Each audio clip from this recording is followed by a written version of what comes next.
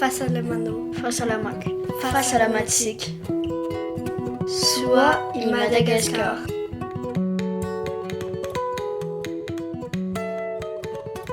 Tonga soa indray ianao eto amin'ny fandaharana ny fahasalamana atolotry ny onjabeo soa i Madagasikara.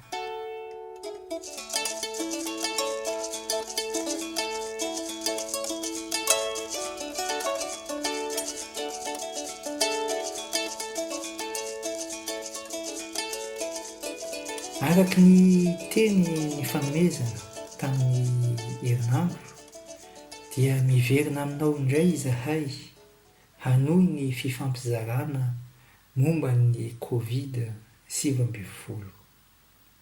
Raha bangona tokana ny fandaharana tamin'ny herinandro iny dia mahafaty ny Covid-19 ary ny fisorohana no mahomby indrindra hiadiana amin'izany valana aretina izany.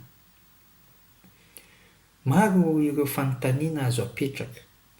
Ny voalohany amin'izay angamba dia hoe aiza ho aiza ito aretina ito eto Madagasikara ary aiza ho aiza ny fitsaboana azy. Lahy morako zay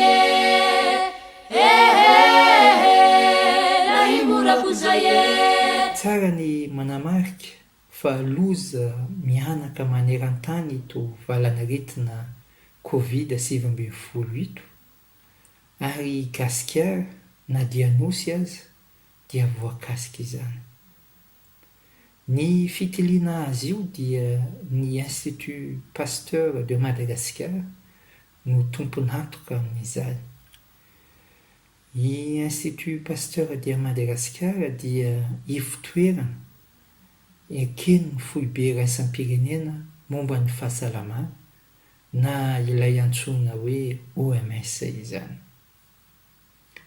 Ito fitiliana ito dia tsy hoe fizahana marary akory ka azo ny mpitsabo angatahana ho an'ireo mararina, fa ny fanjakana irery ihany no afaka manao izany fitiliana izany.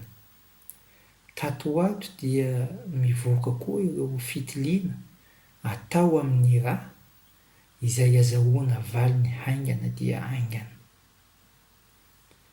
Raha ny tarehimarika omeny ministera ny fahasalamam-bahoaka tamin'ny 20 Aprily 2020 no jerena dia 17% ireo mpitondra ny tsimok'aretina Covid-19 ary 420 amin'izy ireo no nahiditra hôpitaly saingy tsy misy marary mafy hatramin'izao.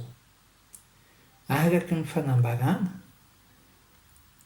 izay nataon'ny fanjakana ihany koa dia mbola tsy misy maty hatramin'izao, mbola tsy misy maty ny tsimok'aretina Covid-19 ary miisa 13 no sitrana.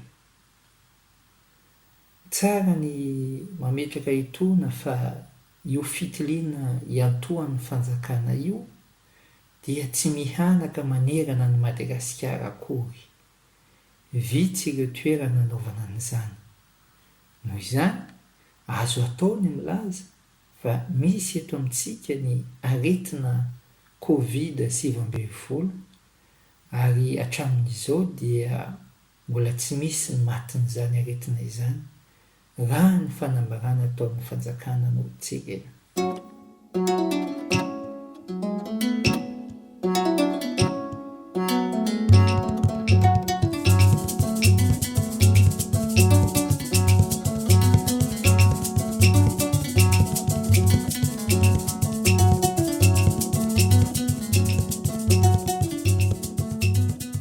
Ahoana koa sara ny fijaboana n'ity aretina ity?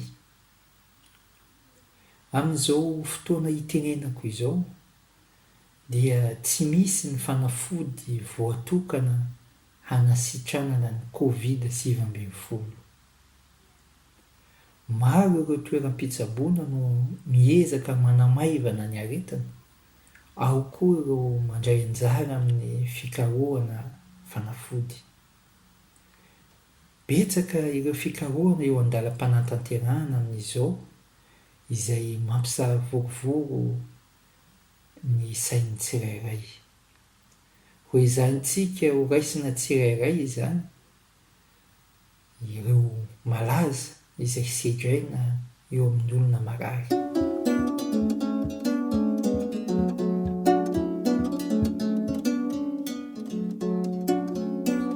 Ny voalohany dia ny fanandramana Discovery izay voizin'ny fikambanam-ben'ny Europeana nanomboka tamin'ny 12 ny volana Martsa 2021. 503 ny marary ezahana hanatanterahana izao fanandramana izany, ary ireo marary mafy ihany no ampidirina amin'io. Ito fikarohana ito dia mandarina ny fanasitranana mety ho azo avy amin'ny hydroxychloroquine, ny remdesivir avy amin'ny kaletra, ary ny kaletra miampy interféron beta. Ny tanjon'ity fikarohana ity dia hijery hoe iza amin'ireo fanafody ireo izay efa misy ny ampiasaina hitsaboana aretina hafa no azo antoka. Izany hoe tsy dia betsaka effet secondaire nefa mandaitra afaka 12 andro. Ny hydroxychloroquine dia fantatsika fa hitsaboana ny aretin'ny vanon-taolana, ny atao hoe polyarthrite rheumatoide, na koa ny aretin'ny avokavoka, ny aretin'ny hoditra, ny aretin'ny voa, na ilay antsoina hoe lupus erythémateux. Ny remdesivir kosa dia fanafody nandramana hiadiana tamin'ny Ebola. Ny kaletra dia fanafody omena an'ireo olona mitondra ny tsemokaretina VIH, ary ny interféron beta dia anti-inflammatoire. Ny fanandramana Discovery dia mbola tsy namoaka valiny hatramin'izao.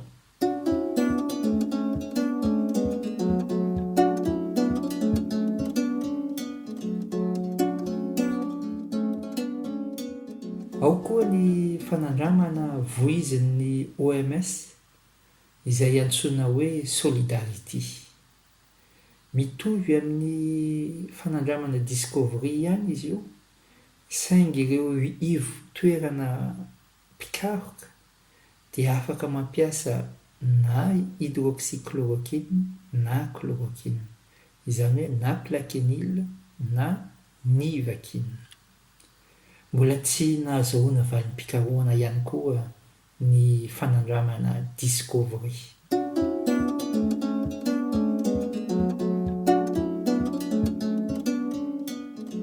Ao koa ny fanandramana izay voizin'ny professeur Raoult.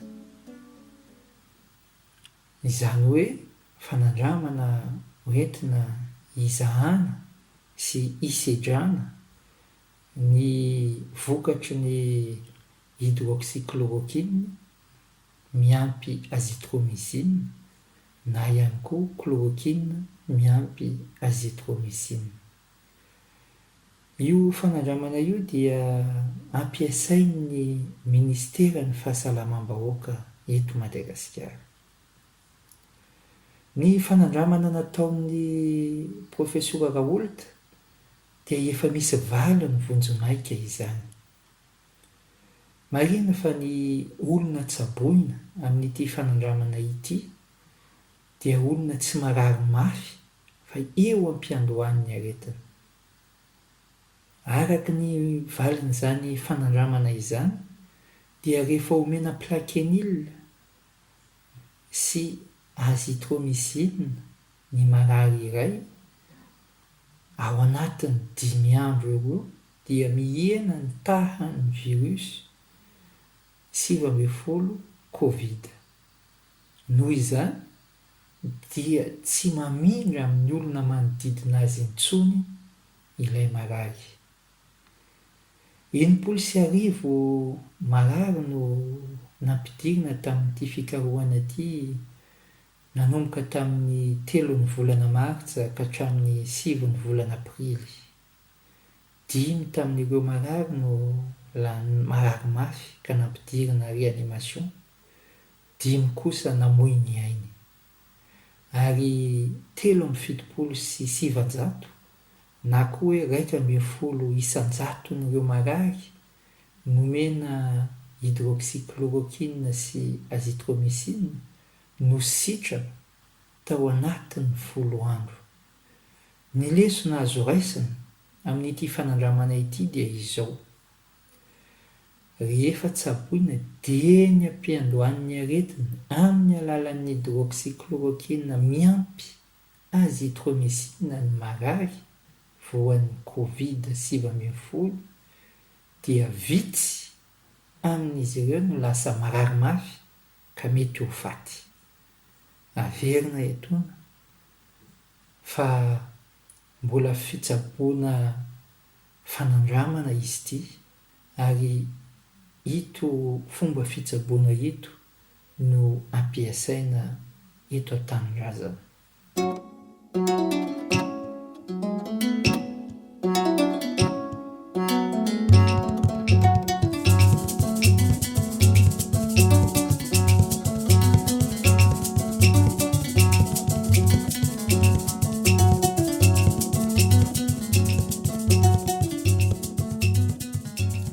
Raha fitinina dia tsotra.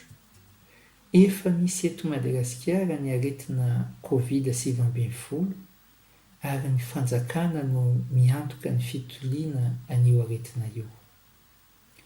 Ny hydroxychloroquine na chloroquine miampy azithromycine no ampiasaina hitsaboana an'izany eto Madagasikara. Ny fikarohana ataon'ny profesora Raoult no namoaka valy ny vonjimaika hatramin'izao. Raha tonga eny ampiandohan'ny aretina ny fitsaboana amin'ny alalan'ny hydroxychloroquine miampy azithromycine dia manome fanantenana izany, satria vitsy dia vitsy ireo marary lasa marary mafy. Averina itona fa mbola fanandramana avokoa ireo fomba fitsaboana ireo, ka ny fisorohana ny fanafody voalohany indrindra noho izany manasa tanana matetika, aza mivoaka raha marary ianao, atao ny fifanelanana 2 metatra farafahakeliny ary aza mivoakivoaky. Mirary soa tokoa.